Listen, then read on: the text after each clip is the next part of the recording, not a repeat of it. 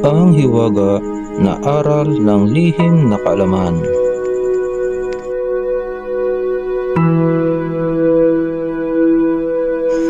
Kumusta mga kapatid at mga kaibigan? Muli, welcome sa hiwaga ng aral na kaalaman.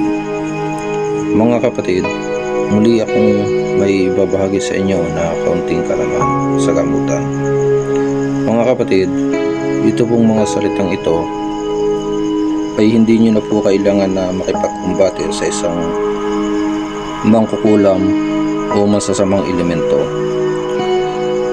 Sundin nyo lang po ang pamamaraan ng mga salitang ito, ay magagawa nyo pong matanggal ang sakit ng inyong pasyente.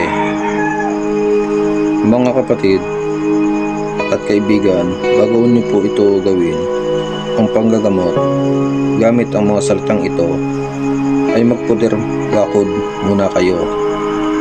Mga kapatid, ito pong mga salitang ito ay tunay na mabisa, sapagkat ito po ay sinaunang karunungan sa gamutan na ginamit ng mga unang albularyo.